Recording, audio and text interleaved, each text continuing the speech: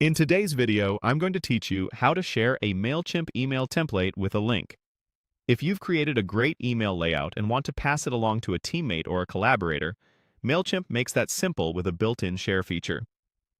Before we begin, make sure you're signed in and that your email design has been saved as a template. Sharing works best when your template is finalized, named clearly, and easy to recognize at a glance. Start by heading to Email Templates in the top menu. This area houses all of your saved designs in one place, so you don't need to dig through recent campaigns. Once you're there, look for the Saved Templates section. You'll see your collection of templates, including anything you've labeled for quick reference, like sample template, newsletter, or even a product campaign you plan to reuse.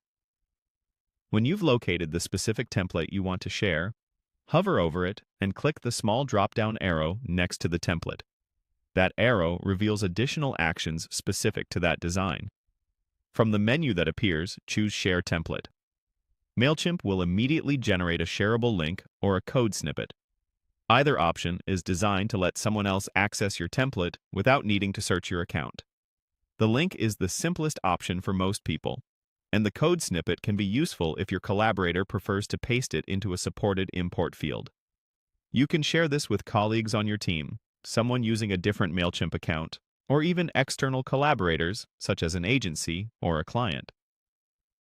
The recipient will be able to view and use the template in their own workspace, which helps keep everyone aligned on branding and structure.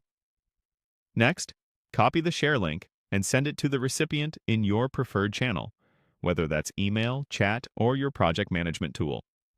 Include a short note so they know what the template is for and when you expect them to use it. If you maintain multiple versions, mention the version name to prevent confusion.